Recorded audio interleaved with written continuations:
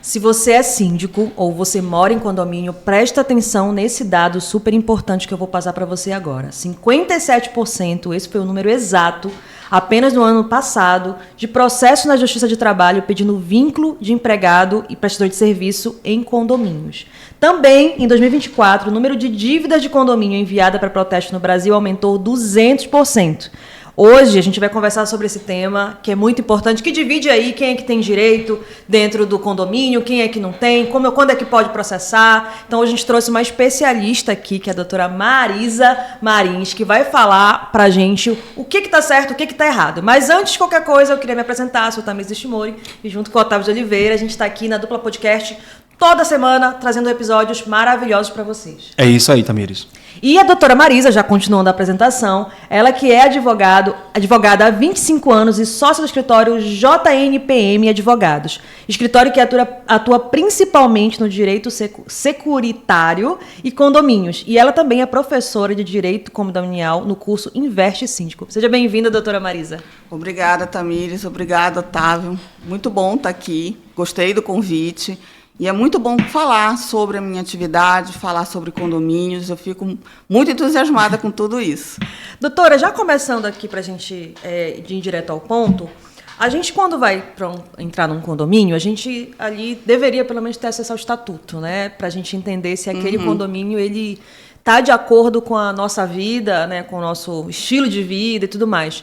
Por que a gente ainda tem tantas situações onde o morador, né, o condômino, ele mesmo sabendo daquela situação, sabendo das regras, ele ainda vai, questiona, tenta processar? O que a senhora vê que provoca mais isso? Olha, Tamires, a vida condominial não é fácil, tá? Você colocar, às vezes, 200, 300 famílias morando juntas, cada uma com seu jeito de viver, cada um com a sua história, nunca é fácil. Mas os conflitos têm aumentado muito porque a preferência hoje é morar em condomínio. E muitas vezes são pessoas que nunca tiveram essa experiência. Tá? Então você pega, dentro desse grupo, desse seu universo de 100, 200, 300 famílias, você colocar pessoas que não têm essa vivência de condomínio, às vezes cria muito conflito. Tá? Conflito de vizinhança mesmo, né? E, às vezes, é conflito de seguir regras. Todo condomínio tem seu conjunto de regras. Tá? Aliás, tem muitos conjuntos de regras. Né? Começa desde o Código Civil, vai pela convenção, que é o que rege o condomínio, e tem o regimento interno que regula as atividades do cotidiano do condomínio. Né? Aquela regra do barulho, aquela regra do horário de funcionamento do salão de festa, da piscina. E muito mais, hoje, os condomínios têm uma área de clube. Quer dizer, não é só moradia, tem a área de convivência social. E aí, realmente, não tem jeito. Vai haver certos conflitos. Tá? Então, quando você pega uma administração que diz assim, não, nós vamos seguir conforme as regras, aí é um outro conflito, porque sabe-se que tem um grande número de pessoas que não querem seguir regras de forma alguma. Né? E dentro dessas regras vêm as punições, e aí a coisa vai ganhando uma proporção muito maior. Mas aí eu costumo dizer, por exemplo, como eu dou aula num curso para síndico profissionais e gerentes condominiais, a conclusão que eu cheguei ao longo desses anos é que os próprios condôminos têm que ser educados. Eles têm que aprender a viver em condomínios. Isso é uma informação legal, que realmente essas pessoas não estão... se a gente olhar para o passado, a gente não tinha tantos condomínios assim, né? Uhum. A gente veio de uma origem de casas, né? E na sua casa, e às vezes de bairros, né? E na sua casa, teoricamente, você pode fazer o que você quiser, né? Só que aí no condomínio também tem o fato de que você é tão próximo uma parede da outra, né? Então, realmente é uma coisa que eu não havia pensado. E o aumento vai ser grande. Na próxima década, se você não mora em condomínio, você trabalha em condomínio. Todos vão passar por uma experiência de condomínio. Aí as pessoas dizem assim, mas os condomínios as pessoas moram. Existem muitos condomínios que são empresariais. E também tem conflitos de convivência. Entendeu? Então, as pessoas hoje moram em condomínio, trabalham em condomínio. É uma matéria que não esgota nunca e não vai esgotar. E, doutor, o que faz, assim, eu já ouvi conversas falando assim, poxa, mas eu comprei a minha casa e teve um caso de uma famosa que ela foi expulsa de um condomínio aqui de Belém, né? Uhum. Então, momento fofoca, não vou falar nomes, tá? Mas assim, ela foi expulsa... Ah, não, queremos prints. Ela foi expulsa de um condomínio de luxo de Belém por perturbação e tudo mais, né? E aí pode surgir a dúvida, né? Poxa, mas a casa é minha, eu comprei aquela casa, então como é que eu vou ser expulsa da minha casa? Como é que funciona isso realmente? Até onde é possível É o ir? que a gente chama, que o Código Civil chama do condômino antissocial, tá? Existe um regramento dentro do Código Civil que ele impõe a esse condômino antissocial algumas punições, que vai sendo a fixação de multas pesadas, onde eu posso aplicar multa até 10 vezes o valor da taxa condominial, tá? Se ele reincidir, pode haver o pedido da expulsão dele do condomínio, sim. Lembrando, a expulsão não é administrativa. O síndico, um belo dia, expulsou. Não é assim que funciona. Mas depois de você cumprir algumas etapas, onde o Código Civil diz quais são essas etapas, você pode fazer esse pedido ao juiz para que ele decrete aquele condômino como antissocial e peça para ele se retirar do condomínio. Quem decreta isso é o juiz. Ou seja, ele continua com o imóvel lá, ele pode vender, mas ele não tem acesso. Ele pode vender, ele pode alugar, ele pode fazer o que ele quiser. Ele só não é uma pessoa... Ele só não pode, né? Ele só não pode conviver mais, porque ele é um antissocial. Gente, que absurdo. Acho que eu ia embora da cidade se eu fosse expulsa no condomínio de vergonha, né? Essa questão, Marisa, das portarias remotas e que houve até uma portaria jurídica para que voltasse atrás, eu escutei, né, burburinho, eu não sou da área jurídica, mas voltasse atrás e tivesse realmente o porteiro ali, o seu Severino lá, para poder atender as pessoas, que as pessoas estavam se sentindo seguras. Porém, isso é muito natural. O que é natural? Em São Paulo, que se vê, e a maioria são apartamentos de estúdio. É uma coisa muito, muito fechada aqui, muito pequena, e a pessoa praticamente quase não vive lá. E aí é mais fácil, não tem área de lazer.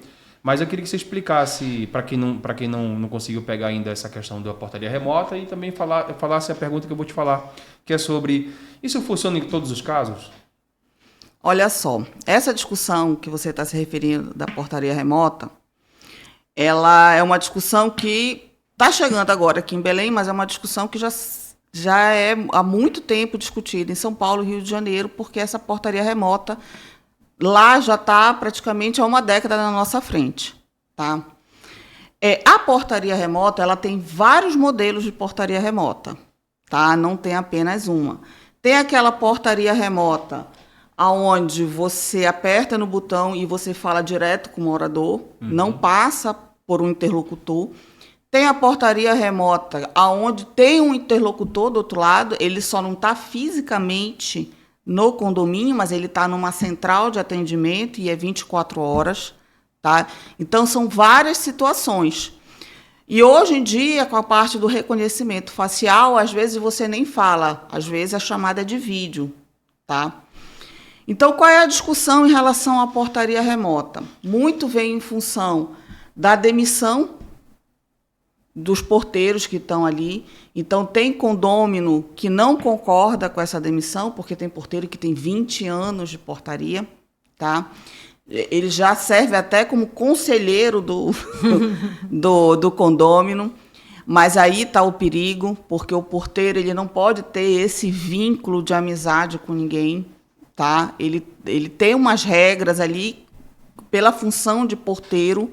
Tá? O porteiro não é o amigo. O porteiro ele tem uma atividade própria e uma delas ele não pode ficar batendo papo com o condômino e não prestando atenção às vezes tem um monitoramento, às vezes tem a própria portaria, quem entra e quem sai. Então, o que acontece? Só que os condôminos se apegam àquela figura. Tá? E depois a pessoa está lá 20 anos, 15 anos, e como é que você demite? Então, a confusão está instalada aí.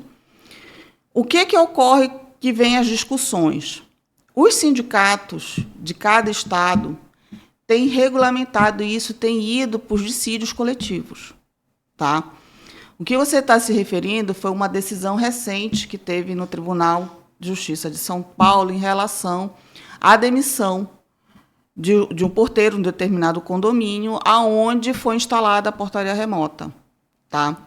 Essa discussão chegou até o Superior Tribunal da Justiça do Trabalho.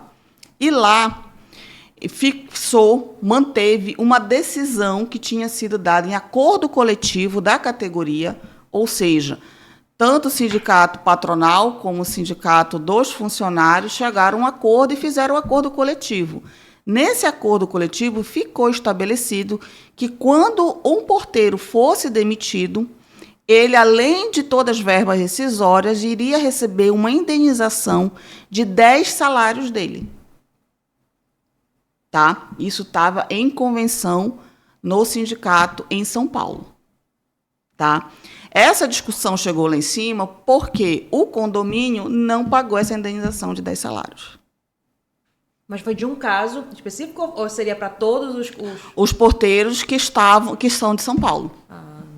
Entendi. Entendeu? Então, cada estado tem o seu sindicato, que é feito os acordos coletivos em cima dessa situação.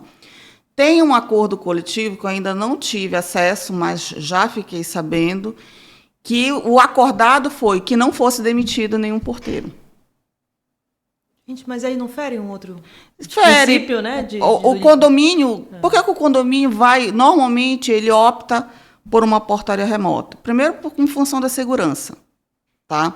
Segundo, por redução de custos. Ou seja, eu estou no gargalo em relação aos custos do condomínio. A minha taxa de condomínio já é lá em cima.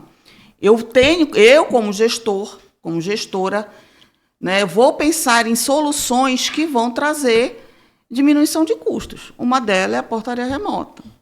E eu ser obrigado a não contratar, entendeu? A portaria remota, então isso gera uma discussão jurídica. Mas já tem decisões na Justiça do Trabalho, aonde ela entende que determinados condomínios não podem prescindir de um porteiro físico. Por mais que tenha portaria remota, ela precisa. Normalmente são os super condomínios. Tá? Aqueles condomínios que já têm unidades menores, são 60 unidades, são 80 unidades, o fluxo de pessoas é menor. Eu manter os porteiros, realmente isso pesa no orçamento. Entendeu? Então, aí, a Justiça do Trabalho, em algumas decisões, já ponderou essa situação, que, nesse caso, não precisaria do porteiro físico. Mas tem condomínios que a gente sabe que a rotatividade é imensa. Tinha um condomínio da qual a gente trabalhou que circulava diariamente entre moradores, funcionários desses moradores e prestadores de serviço, além dos funcionários do condomínio, 4.000 pessoas por dia. Nossa, quase fluxo de shopping. Entendeu? Então, como é que você organiza, como é que você monitora, entendeu? Você precisa de tecnologia para isso. E aí entra as portarias remotas, apesar de que nesse condomínio, além de ter a portaria remota, tinha os seguranças que ficavam fazendo ronda, tanto de manhã quanto à tarde, exatamente por conta do volume, da rotatividade. A gente brincava que o condomínio não precisava de um síndico, precisava de um prefeito, porque era muita gente circulando. Né? Eram muitos serviços sendo feitos, e era um condomínio clube. Mais serviços ainda. A gente vai perguntar sobre isso, condomínio clube. Mais serviços ainda. Entendeu? Você tem várias piscinas, tem várias churrasqueiras, tem cinema, tem quadra disso, quadra daquilo, quadra de tudo quanto é jeito.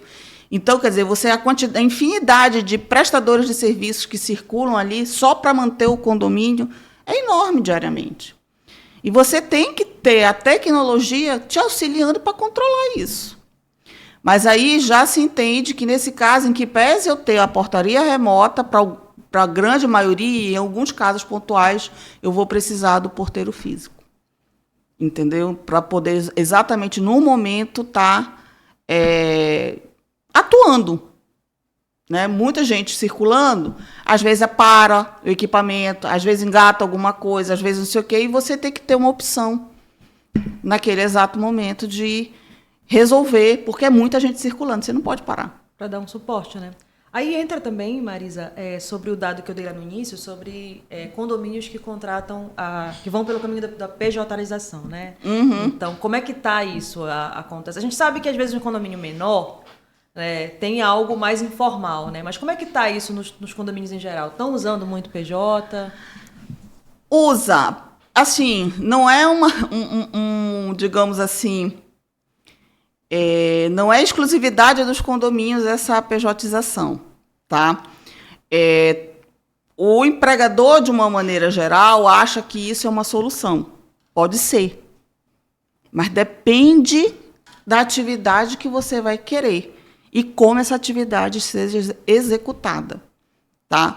As pessoas, na maioria das vezes, quem contrata o PJ, ele tem que entender para que ele está contratando o PJ. E se aquele PJ realmente vai atender ele. Ele contrata o PJ, mas para ele ter atividade de CLT. Isso não vai dar certo. Isso é fato. O PJ diminui meus encargos, diminui, mas também diminui uma série de outras coisas, como o controle, como a subordinação, como o horário, entendeu? Então, esse não é um mal só dos condomínios. As empresas, de uma maneira geral, aderiram a esse novo formato sem saber o que esse novo formato é. Então, eu tenho um seletista aqui, eu vou dizer, vou colocar como PJ, ok, mas a atividade vai ser executada de uma outra maneira. Ah, não, mas eu não quero que seja dessa outra maneira, porque eu quero continuar tendo controle, eu quero continuar sendo o chefe dele, eu quero continuar monitorando o horário de entrada e saída. E isso não vai dar certo. E como não deu certo, nos condomínios também não está dando certo. A preferência pelo PJ é só mesmo para baratear os custos, especialmente com o imposto. Entendeu? Só que se eu tenho uma atividade onde eu preciso que ele cumpra horário, eu preciso que ele cumpra regras que são impostas pelo subordinado dele, automaticamente ele é um seletista. Então, esse é um mal que está acontecendo nos condomínios e em várias empresas. Doutora, agora mudando de assunto, com relação a, por exemplo, o condômino, né? Tem a questão da Assembleia, que é algo, né, que é o poder de voto e tudo mais. Tem alguma situação, por exemplo, que esse morador ele até teria direito de questionar aquilo, mas como ele não participou da Assembleia, ele perde o direito juridicamente de entrar com o processo ou não? Por mais que ele não participe da Assembleia, é alguma coisa que ele sente o direito de processar e aí mesmo assim ele ganha. Ou uma coisa não anula a outra. Tá, vamos lá. Aquilo que foi decidido por uma Assembleia, tá? Por mais que ele entenda que ele não concorde com aquela decisão, ele vai estar abaixo dessa decisão. O momento de decidir era na Assembleia, tá? Mas o condômino cobrar da administração transparência, cobrar da administração a realização de alguns serviços, por mais que ele não compareça na Assembleia, ele pode fazer. A qualquer momento, ele não precisa da Assembleia para isso. Mas o que ele não pode é dizer assim, eu não fui para a Assembleia e essa decisão não tem legalidade. Tem. Porque no momento que você não comparece na Assembleia, você está delegando a outro a decidir por você. Entendeu? Então, diz assim, mas eu não estava. Você delegou isso àquele grupo de pessoas que estavam a decidir por você. É isso que acontece. Por mais que aí ele diz assim, não, mas eu não concordo com essa decisão. Eu vou entrar judicialmente contra ela. Todo mundo tem o direito de acionar a justiça caso entenda que seu direito foi ferido de alguma maneira. Tá? Mas nesse caso aí, se houve toda uma regularidade, desde a convocação da Assembleia, se estabeleceu, se cumpriu os ritos, houve a votação, cumpriu o quórum mínimo para a votação, está tudo lá, ele sabe a possibilidade dele entrar na justiça e não ganhar é grande. Uma outra pergunta. Eu vi esses dias uma notícia, foi no TikTok, eu acho, né? Até engraçada, que um casal havia sido notificado por conta de barulhos noturnos, né? Né, eu vi e aí estavam com assim... E aí, a curiosidade dela. Não, mas assim, é porque entra na questão, por exemplo, é a mesma pergunta com o fato de que a pessoa vai ser expulsa do condomínio, né? O quanto isso realmente, juridicamente, é algo que pode ser feito, ou ele entra como dependente... Vocês foram expulsos porque vocês estão muito apaixonados. Tipo isso, né? Não pode amar muito. Então, assim, inclusive, nos prints, né, do grupo, aí tinha gente falando assim, é porque a pessoa é mal amada, tá incomodada, né, porque, enfim... Mas, assim, tirando a polêmica, as brincadeiras à parte, o quanto isso, de fato, juridicamente... Ele é algo especial ou só é considerado como barulho? Barulho é barulho, independente da fonte do barulho. Olha só, mudando desse barulho, vamos botar um outro barulho aí, tá? A gente já teve um caso que era muito interessante. No andar de cima, tinha uma moça que adorava andar de salto alto. Um toque, toque, toque, toque, toque, toque. Eu tenho uma vizinha assim. Toque. E no andar de baixo, era uma profissional de segurança. E ela tinha plantões, às vezes à noite, e durante o dia chegava para dormir. E a pessoa de cima estava no salto, no toque, toque, toque, toque, toque, toque. Né? E aquilo foi incomodando, incomodando, incomodando, incomodando. Você vê que não é um barulho absurdo, mas é um barulho constante que está ali. E a pessoa que morava embaixo, que era uma profissional da segurança, se sentiu no direito de entrar na justiça contra a moradora de cima, que usava o salto alto, né? Em casa. Precisa. E houve todo um processo em cima disso, inclusive medindo o volume desse salto alto ali, entendeu? Então, quer dizer, não é apenas a questão do tipo de barulho. O barulho de uma maneira geral, tá? Nesse caso dela, não deu em nada, porque ela estava em casa, era um salto alto, não era um barulho...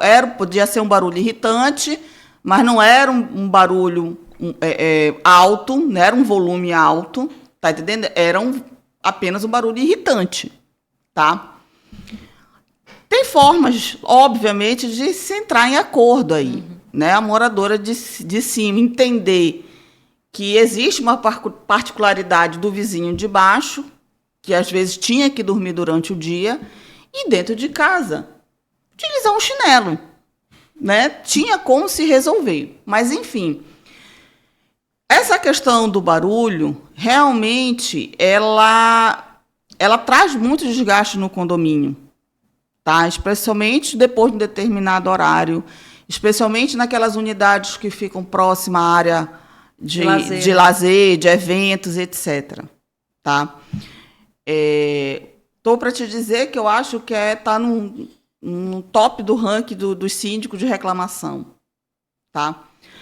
Mas o condômino ele tem que entender que, independentemente do regimento interno, independentemente das normas internas, existe uma norma que é do Código Civil, aonde cada condômino ele tem que zelar pelo sossego do outro. Tá entendendo? Então, ele tem essa obrigação legal de zelar pelo sossego, pela saúde, a salubridade. Então, ele vem essa determinação legal dele, imputa ele a essa obrigação. Então, todos nós que somos condôminos, nós temos a obrigação de zelar pelo sossego do outro. Então, nesse caso aí, entra exatamente nisso. Se está tirando o sossego do outro, ele pode ser responsabilizado, sim, por isso. Tá? Agora, a gente tem que também entender que, hoje em dia, os empreendimentos são feitos de uma maneira, parece que são feitos de papel, né? Você faz qualquer barulhinho, você escuta. Se o vizinho está na cozinha, chuveiro, se ele está no quarto, se ele está no banheiro, se ele está na sala. Porque os empreendimentos hoje, na questão da economia do material, ou utilizar materiais mais em conta, isso, aquilo, outro... Ou a pressa para entregar também. A pressa para entregar. Hoje em dia, uma coisa que não se preocupa é justamente a acústica. Ou seja, se o vizinho está na cozinha, abrindo uma gaveta, tirando um garfo, eu consigo escutar. Entendeu? Então, quer dizer, são tantas coisas envolvidas nessa questão do barulho, que às vezes ele diz assim, aí o vizinho que está fazendo barulho, ele diz assim, não, mas poxa, eu estou dentro da minha casa. Eu disse, pois é, mas você está tirando o sossego do outro. Mas eu quero continuar fazendo. Eu falei, então melhore a sua acústica.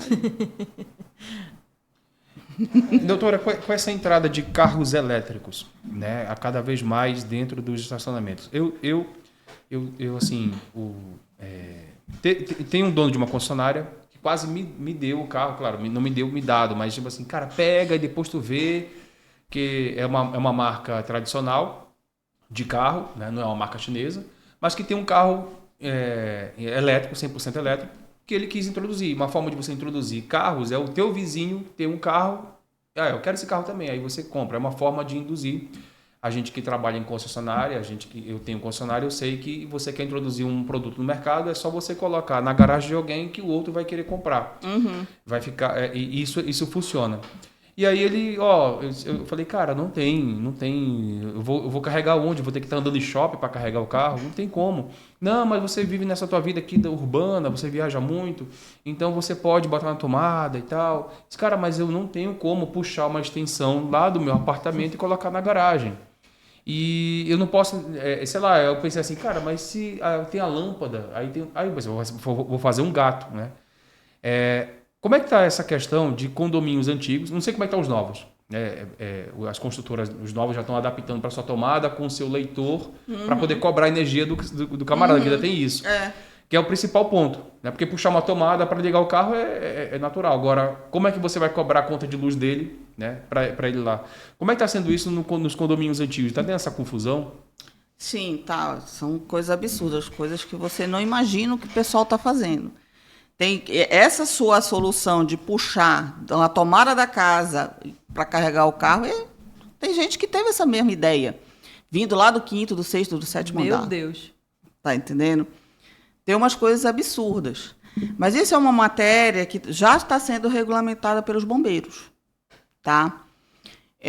Houve agora, eu não sei se foi em agosto, julho ou agosto, existe um conselho nacional de todos os bombeiros estaduais, tá? E a julho, agosto, esse conselho se reuniu e ali eles normatizaram, tá? Para que haja exatamente os carregadores de veículo, tá? Então houve uma normatização a respeito disso. São várias regras que tem que obedecer. Está tirando o sono de muito engenheiro por aí, porque ele que vai ter que calcular tudo aquilo ali para poder ser instalada uma tomada adequada. Não é qualquer tomada. Essa tomada ela tem que estar prevendo algumas regras, algumas configurações para que exatamente se evite alguns riscos, especialmente da tomada começar a pegar fogo. Tá? Dentro dessa regulamentação, existe exatamente as regras, qual é o posicionamento que essa tomada tem que ficar, a tantos metros de várias outras situações dentro do condomínio, não pode ficar perto, por exemplo, de alguma área que eu tenha material inflamável. Então, existe todo um regramento ali que tem que ser analisado caso a caso. É pegar um engenheiro que tenha conhecimento dessas regras do bombeiro, pedir uma visita no condomínio e ele avaliar se há condições de ser instalada uma tomada ali. Tá? A briga sempre fica quem vai pagar a conta. Hoje em dia, isso você pode terceirizar. Tá? Existem empresas que fornecem já a tomada, os carregadores, tudo que seja, e ela mesma instala, ela mesma cobra, ela mesma administra isso aí. Tá? O condomínio só fecha um contrato, né, de parceria com essa empresa, porque vai estar dentro do condomínio, claro, mas aí toda a cobrança fica por conta e manutenção fica por conta da empresa terceirizada. Tá? Aí evita exatamente essa situação de quem vai pagar essa conta. Entendi. Vamos falar aqui sobre uma coisa boa, briga. Eu costumo dizer, o pessoal, no meu ouvido chega muito, né? Porque teve confusão ali do fulano com a fulana. O que tu acha? Eu falei assim, eu não tô do lado de ninguém, eu tô do lado da briga. Essa questão de assim, vamos separar. Ninguém está falando de condomínio aqui. Ninguém está falando nem de moradia nem nada. Salão de festa, por si só, já tem as suas regras e os seus desafios. Tem questão de barulho, que a gente falou agora e tal. Piscina. Tem também as suas regras, seus desafios, questões de cuidado com criança, né? E a questão também de pouca roupa, muita roupa, essas coisas, em piscina, em qualquer lugar. Aí você tem pet, né? A área do pet, que tem a questão de doenças, a parte sanitária e tal. Não estou falando de condomínio, tá? Estou falando de separado. Estou falando de coisa separada. Vou falar de academia também. Que aí a academia tem a questão da convivência, de largar o peso no chão, de usar muito a esteira, de estar muita gente, de gente que não é da academia frequentando, e aí essa questão está sendo atrapalhada. Playground também. Poxa, tem uma criança, parece um marmanjo lá no playground das crianças e tal. E estacionamento, né? Arranhou meu carro, quem foi e tal. Aí você junta tudo isso e mais um pouco e coloca numa área onde você mora. Dá muita briga, né? Dá. É um desafio muito grande para o síndico. O que dá mais briga? A piscina? Acho que ele usou tudo isso aqui, é a piscina. Olha, não acredito que seja a piscina, tá? Mas eu acho que o que mais tem confusão em condomínio é mais briga de vizinho mesmo. Tá entendendo? Em qualquer lugar. Pode ser no playground ou pode ser na academia. Ele vai brigar. De tudo, por exemplo. Tem um caso no condomínio que nós fomos acionados pelo síndico para que a gente pudesse fazer um regramento da academia, porque teve caso de assédio. Entendeu? Então, são coisas que você falou da academia, quais os problemas da academia? Você falou negócio de material, de não sei o que. Assédio. Entendeu? E isso dentro do condomínio é muito grande. Acontece muito. Então, às vezes, não necessariamente os espaços... Eu costumo dizer que as relações humanas, elas são difíceis, elas são complicadas. Né? E se você tem essa dificuldade da compreensão dessas relações, não vá morar em condomínio. Não vá. Não vá, porque ou você vai detestar aquelas pessoas ou você vai ser detestado por aquelas pessoas. Entendeu? Então, essas relações sociais, elas estão em todos os espaços do condomínio. E falando de negócio, para ganhar dinheiro, vale a pena financeiramente colocar uma quitanda lá, autosserviço, dentro do condomínio? Depende do condomínio. Tem condomínio que sim. Tá? A gente faz assessoria para um condomínio, que é um condomínio, inclusive, é Nanindeu, é um condomínio de lotes. São 750 lotes, por aí você tira. Tá? E é um condomínio que fica afastado do centro. Então, eu colocar um mini mercado ali, imagina. Entendeu? Porque a pessoa eu estou em casa, acabou... O fósforo. Acabou o sabão de lavar louça.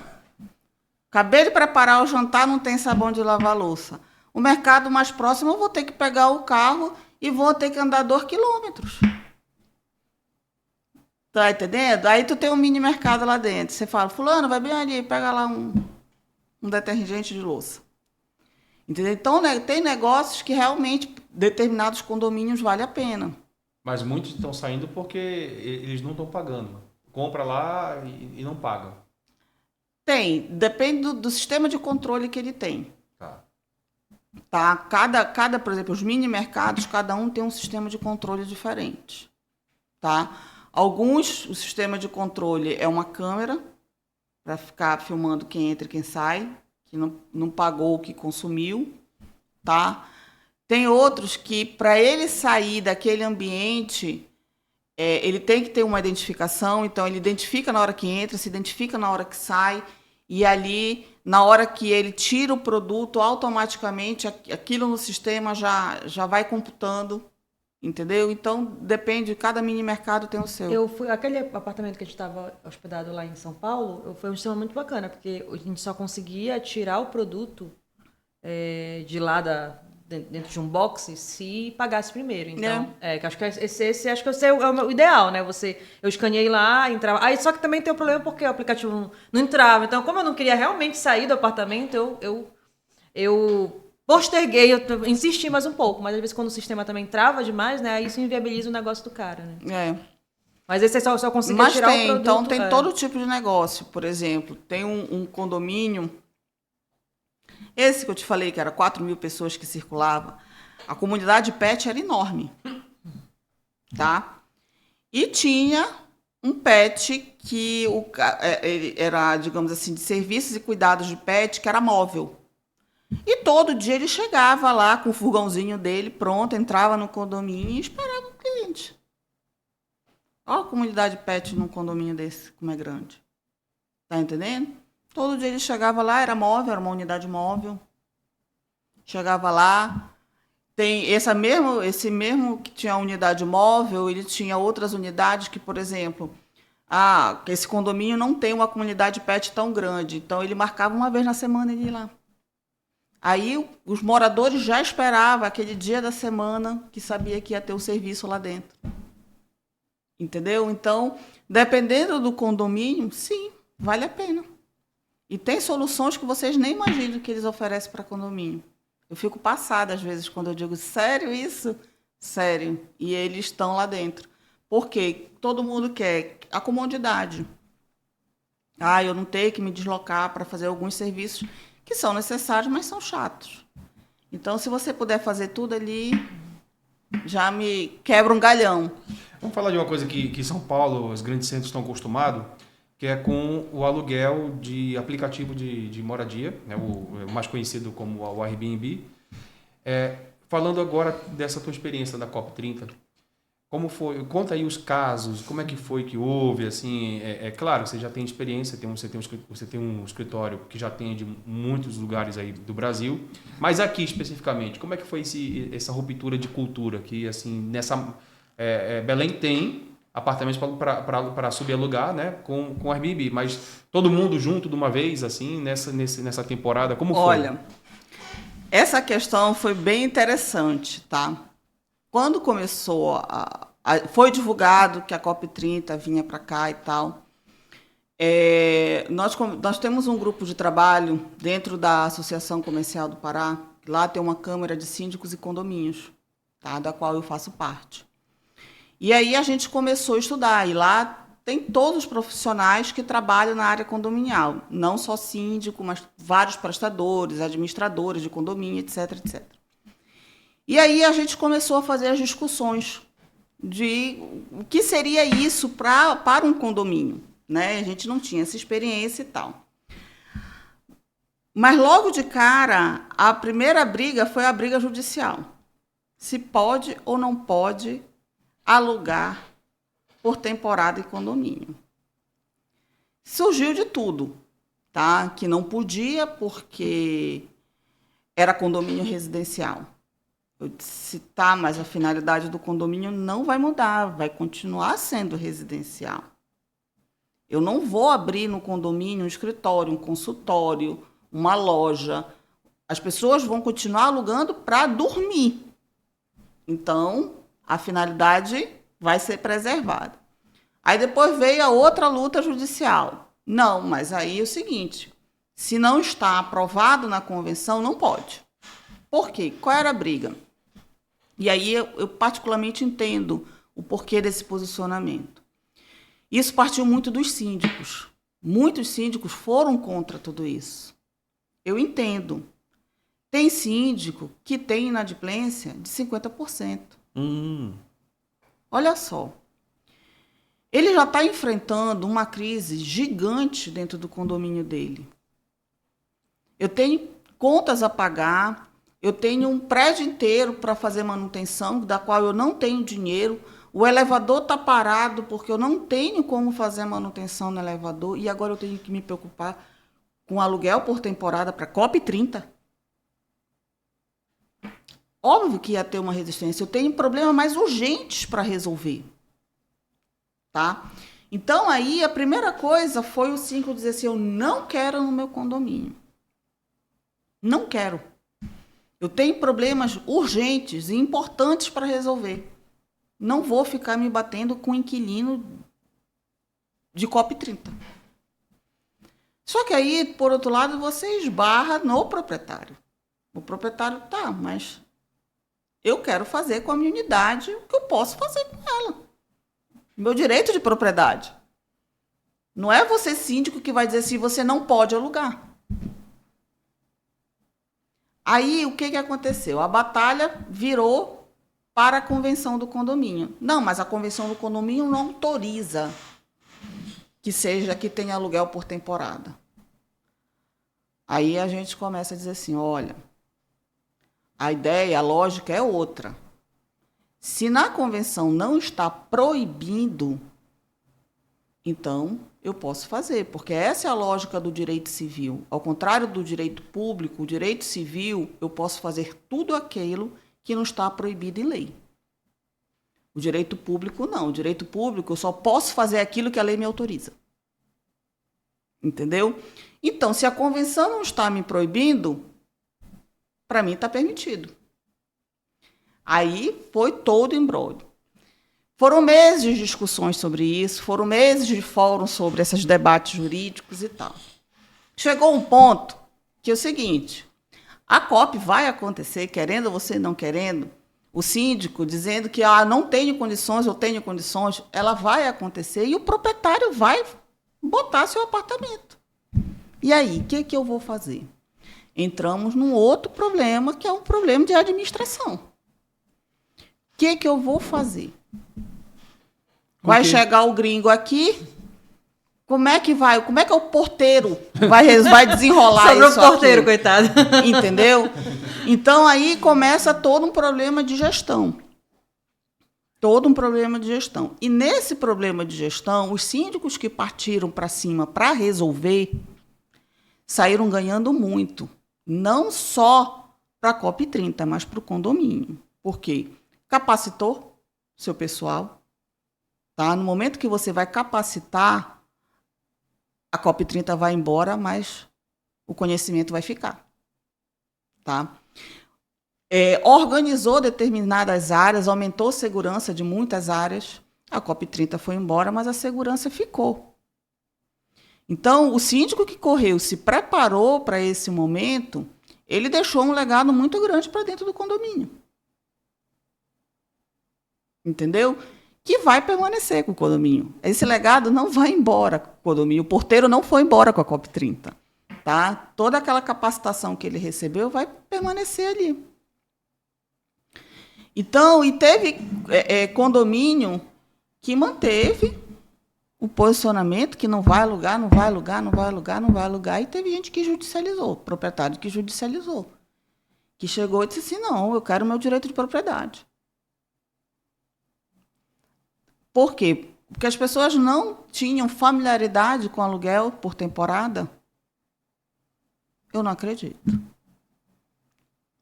Desde que eu sou criança, as pessoas sempre foram para Salinas, alugavam suas casas ou alugavam as casas dos outros e tinham aluguel por temporada. O aluguel por temporada não veio com o Airbnb. O Airbnb só é uma plataforma. Mas o aluguel por temporada sempre existiu. E ela passou a ser regulamentada na lei do inquilinato, na década de 90. Tem um capítulo lá, aluguel por temporada. E lá nesse capítulo diz que aluguel por temporada é residencial. Então, há uma previsão legal, ela não é uma novidade, só foi acelerada por conta do Airbnb. Tá? Mas o Airbnb não inovou no aluguel por temporada. Ele já existia. E todos nós já tivemos experiências com ele. Quando ia para Salinas, para Mosqueiro, todo mundo já passou por uma experiência dessa. Aí as pessoas agem agora como se fosse uma grande novidade. Não é. Doutora, ainda nessa questão da locação por temporada, já pensando do ponto de vista empresarial, por exemplo, digamos que os contratos em geral, contratos empresariais, têm uma cláusula lá de não sublocação. Né? Então, mas, por exemplo, digamos que eu queira trazer uma pessoa para cá e essa pessoa vai dividir comigo o aluguel. Eu não estou, teoricamente eu estou sublocando, né, na prática eu estou sublocando, mas eu não tenho um contrato com ela, só vai dividir. Existe algum ponto também que impede isso? De eu dividir essa sala com, por exemplo, médico, às vezes, divide a sala com outro médico.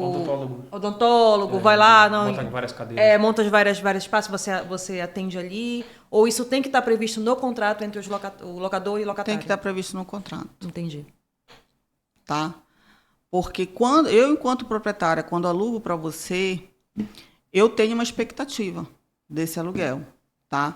Então, por exemplo, eu estou alugando só para você...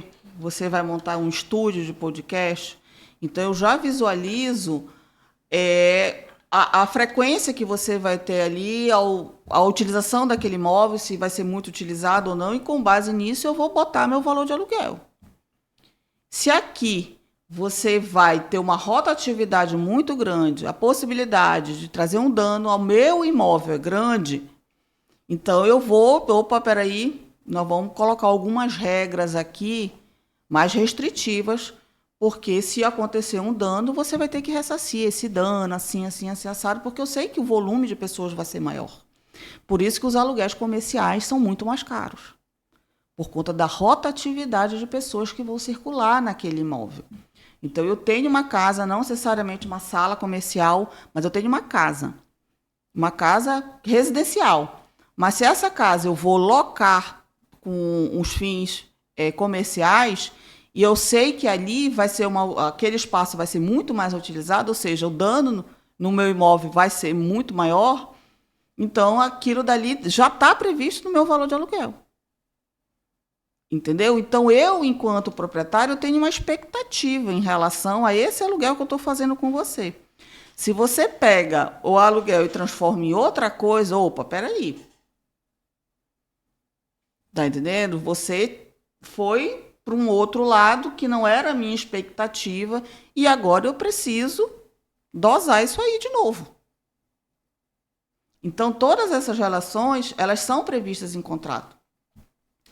Contrato é uma solução jurídica muito boa desde que ela seja muito bem feita. Tá? Porque num contrato você pode estabelecer todas as regras, inclusive as regras no momento que eu quiser rescindir. Se você prevê, se acontecer isso ou aquilo, assim, acontecerá a rescisão e a rescisão acontecerá dessa forma. Se tudo isso tiver estipulado e houver um acordo entre as partes que será feito dessa maneira, e caso venha a acontecer, a solução já está dentro do contrato, eu não preciso recorrer ao judiciário. Só que a maioria dos contratos é feito de qualquer jeito. Não é previsto várias situações. Não é dito que, se acontecer situações, como é que aquele contrato vai findar. Não é dito. Então, por isso que, na maioria das vezes, quando há um rompimento contratual, tem que bater na mão do juiz para ele decidir. Olha, aconteceu isso, não está previsto no contrato e não diz como é que a gente resolve. Trouxemos aqui para você resolver. Entendeu? Então, é muito importante que todas essas expectativas estejam dentro do contrato. Muito bom. Doutora, falando agora sobre gestão de negócios no escritório. Você tem 25 anos. 27, né? 27. Eu queria deixar ela mais jovem. Mas você... Não, o escritório tem 27. Mas eu estou... eu, como advogada, tenho 25 anos. Então tá certo. Poxa. 25 anos de experiência como gestora desse negócio. Fala sobre essa questão para alguns advogados, como é que eu vou ser empresário e advogado? Como é que eu vou lidar com o escritório? Como é que eu vou tomar dinheiro de banco? Não devo? Como é que é? Como é que eu devo misturar isso? atendimento ao cliente, fazer follow-up ao cliente, fazer marketing do escritório, como é que eu devo fazer marketing, como é que eu devo fazer minha comunicação. Aliás, o nome que eu coloquei, Fulanos e Associados, eu vou colocar uma logomarca, por que eu devo colocar? Dá uma aula aqui para a gente e para justamente pessoas que têm escritório jurídico, que estão tratando no direito, que já está há muito tempo, de como prosperar no ambiente empresarial jurídico. Olha, é desafiador para a gente, advogado, usar a palavra empreender, né?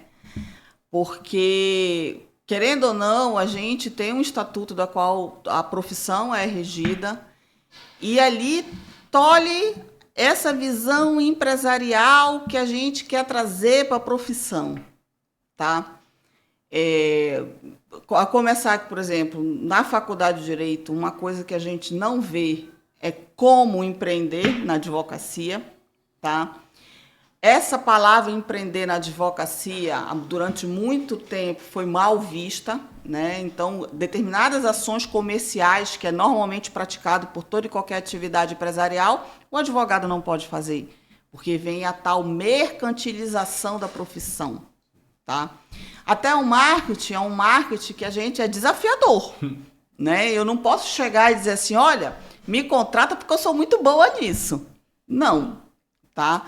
Então, o que acontece? Para alguém me contratar, eu tenho que demonstrar a ela que realmente eu tenho conhecimento, que realmente eu tenho expertise no que eu estou falando, no que eu estou dizendo e da forma como eu atuo. Então, quando a gente vai para o marketing, para o advogado, até as próprias agências de marketing têm uma dificuldade muito grande de trabalhar com esse nicho, porque em nenhum momento ela pode dizer assim, olha, me contrate. Tá entendendo? Na propaganda dela não pode ter aquele negócio, olha, contrate esse escritório de advocacia, porque eles são bons no que eles fazem. Não tem isso. Então, qual é o conteúdo que a gente gera para o marketing? É um conteúdo que tem um cunho técnico. Tá? Agora, qual é o grande lance aí? É esse conteúdo técnico voltado para um público que não é técnico, porque ali está o meu cliente. Então, isso quebra a cabeça para a gente, quebra a cabeça para quem trabalha com marketing jurídico. Tá? Você pegar todo aquele conteúdo técnico e gerar um conteúdo que seja de fácil compreensão do público. Mas, ao longo desses anos, a gente foi aprendendo muita coisa. E hoje, aquilo que era muito difícil de fazer, esse tipo de marketing, hoje em dia a gente já faz com uma naturalidade, né?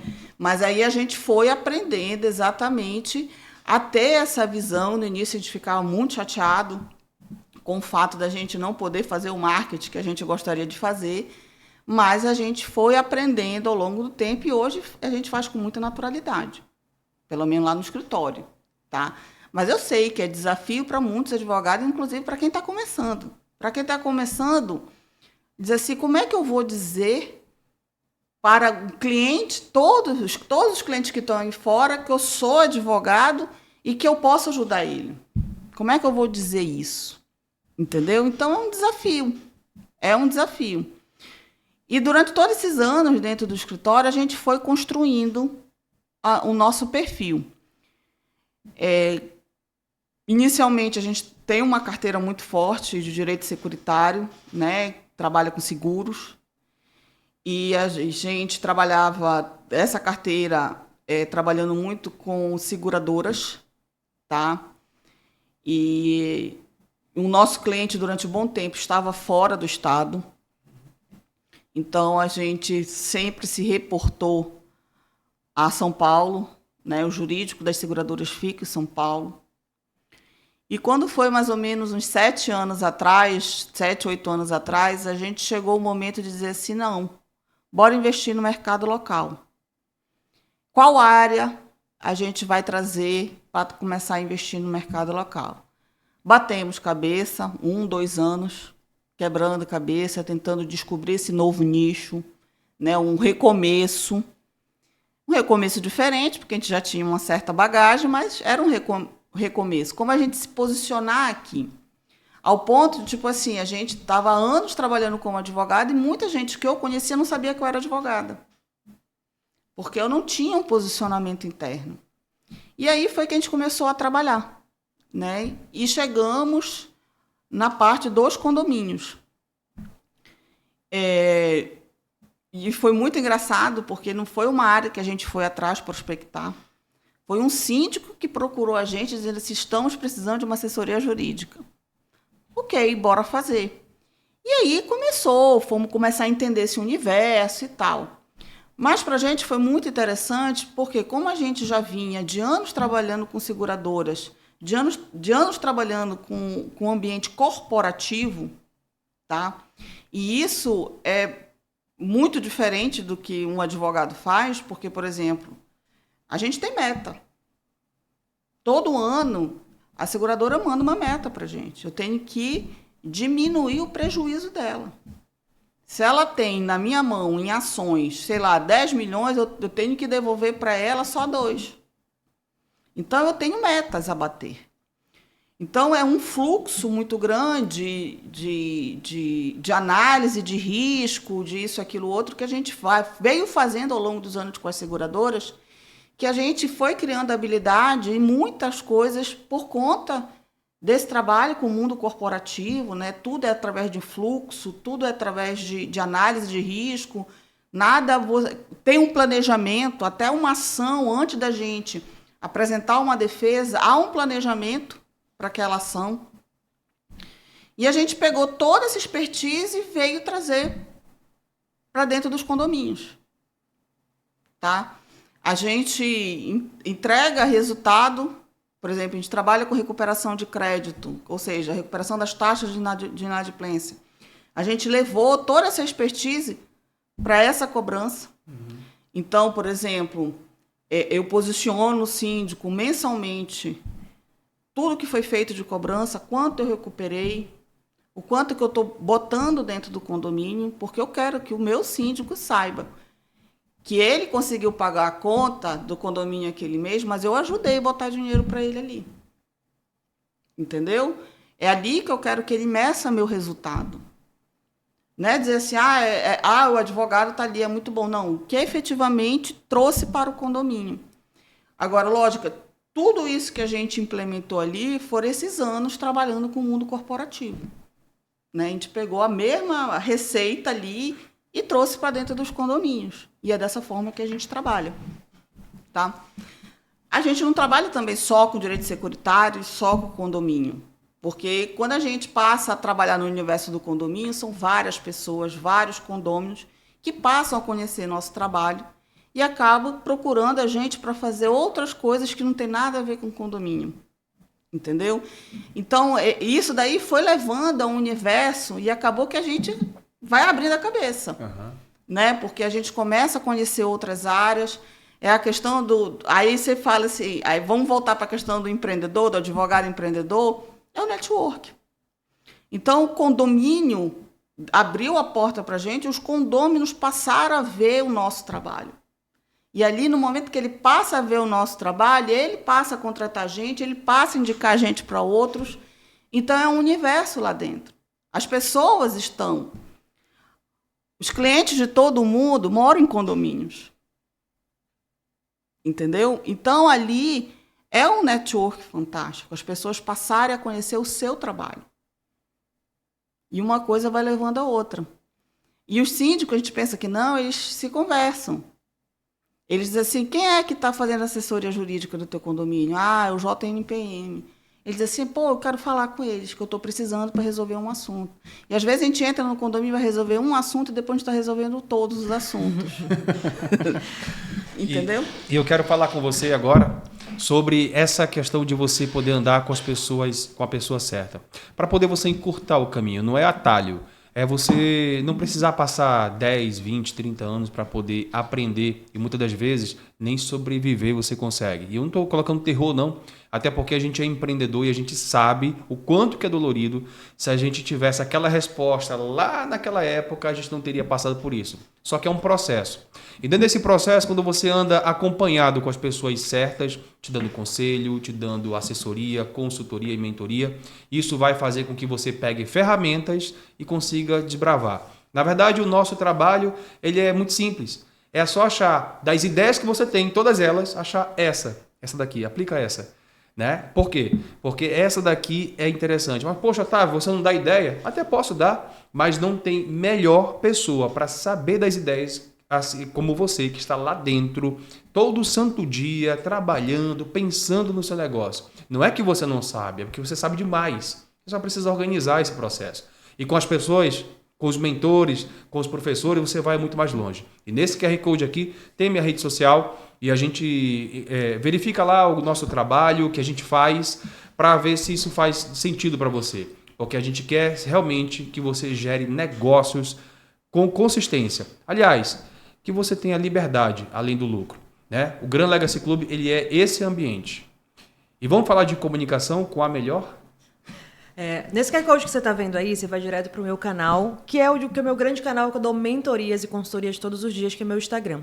Eu sou estrategista de marketing, tenho uma agência chamada Leme 360, que é uma assessoria de marketing que está com você aí do direcionamento estratégico até a execução do seu plano de marketing. Então, se fizer sentido para você, você sente que você já cresceu, porém, agora você não consegue mais caminhar sozinho, seja porque já chegou no seu limite de conhecimento do marketing, seja porque você não tem mais tempo de colocar a mão do marketing, a Leme 360 é para você. E se você, como fundador, como empreendedor, precisa de um direcionamento para você, como se posicionar, como achar oportunidade, como pensar de forma mais estratégica, você tem também acesso à minha mentoria de marketing estratégico. Mas ambos estão nesse QR Code, eu te espero lá no meu Instagram. Perfeito. Doutora, estamos chegando ao final. E foi um papo muito esclarecedor sobre o que é síndico, desmistificou muitas coisas, né? Porque ele é amado, não sei, mas digo, odiado muitas das vezes, né? Não, síndico, meu Deus, lá vem o síndico. E assim, tirou um pouco desse peso, né? Trouxe uma simplificação. Muito boa a sua explicação aqui, a gente conseguiu entender melhor esse mundo, entender que as coisas não precisam ser muito confusa, você conseguiu simplificar. Muito bom a sua explanação. E para a gente poder aqui deixar um encerramento, tem que deixar um encerramento algo que a Marisa, não a doutora advogada, não a especialista, mas sim toda ela, todas essas mulheres que todas moram essas Marisas, né? As superpoderosas que estão com você, possa dar essa inspiração para as pessoas, porque você começou um dia e você não sabia e chegou até aqui. E muitas dessas pessoas querem te ouvir. Marisa, se você puder deixar uma mensagem para todas as pessoas do mundo, para 8 bilhões de pessoas, que mensagem você deixaria? Olha só, quando eu comecei, a gente sempre quer oportunidades, tá? E eu fui em busca dessas oportunidades. Como eu fui em busca dessas oportunidades? Eu primeiro mostrava o meu valor. Tá?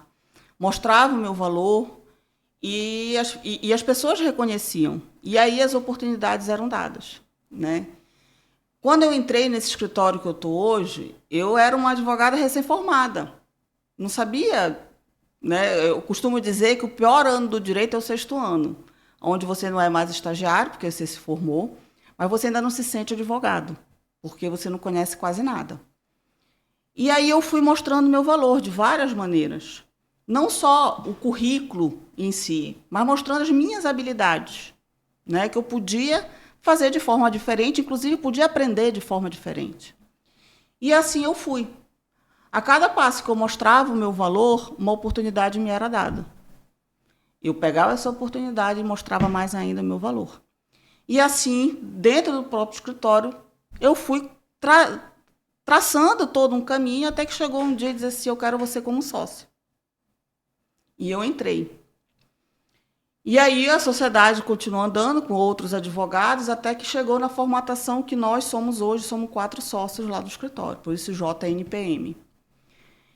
E hoje eu tenho um ambiente fantástico de todas as formas. Tudo aquilo que eu aprendi, né, em termos de cursos, capacitação, eu pude colocar em prática dentro do escritório. E hoje em dia eu tenho reconhecimento dentro do escritório da minha própria equipe, da minha própria capacidade. Mas por quê? Eu sempre fui e mostrei o meu valor. E dentro da minha equipe, as pessoas não duvidam do meu valor. Porque eu sempre entreguei valor em tudo que eu fiz. Então, o resultado, qual é o resultado que a gente quer? Um bom faturamento. Esse bom faturamento vem com o tempo. Mas primeiro, você tem que mostrar seu valor. Aí sim, mostrando o valor, seguindo as oportunidades, abrindo novos caminhos, óbvio, procurando as pessoas certas para estar no teu caminho, ainda tem isso, tá? Porque tem pessoas que também não vão te acrescentar em nada, tá? E aí você vai mostrando a todo momento seu valor. E aí o reconhecimento vem de várias formas. Uma delas também é com um bom faturamento. Primeiro, mostre seu valor, a ponto que as pessoas vão fazer o marketing para você. Exatamente. Gente, adorei o papo. Eu tenho certeza que vocês também adoraram, porque eu tirei várias dúvidas aqui como condômina, né? Meu condomínio, eu moro num condomínio muito pequenininho, não tem tanta confusão assim. Mas eu acredito que você também, que está à frente da administração de condomínio, à frente do síndico, ou mesmo tinha curiosidade, também saiu dessa live, desse episódio muito bem esclarecido. E é isso que eu quero te convidar para você se inscrever no nosso canal, para que você tenha ainda mais acesso. A gente tem aí mais de 89 episódios gravados e muita gente que vai vir ao longo do ano de 2026. Estamos divulgando esse episódio, acredito que aqui na primeira semana de janeiro. Então acompanha a gente, se inscreve e recomenda o nosso canal. A gente também está no Spotify. Você quer ouvir esse episódio quando está dirigindo, não conseguiu aqui prestar muita atenção, então vai lá no Spotify, @duplapodcast, e o nosso Instagram. Por lá a gente divulga a nossa agenda e divulga também os bastidores de tudo que acontece por aqui. Eu te espero por lá. Otávio, mais alguma consideração antes da gente ir embora? Quero agradecer a todos vocês que estiveram com a gente aqui. Comenta o que você achou, porque o seu comentário ele é muito importante. Aliás, o mundo do empreendedorismo é isso, é comunicação. Então faz aqui, escreve, comenta, fala, diz, olha, eu conheço, eu sou síndico, fala o que você vier na sua cabeça para a gente poder interagir com você. Otávio, eu tive uma ideia aqui, vou improvisar, não estava no script. Quem comentar nesse episódio, seja no Spotify ou seja no YouTube, a gente vai mandar um mapa mental desse episódio. O que você acha? Fechou. Então comenta aí que você gostou e a gente vai te mandar, vai entrar em contato com você, vai te mandar um mapa mental desse episódio para você ter aí tudo mastigadinho. Olha, quer um podcast melhor do que esse? Então tá, a gente se vê até o próximo episódio e tchau!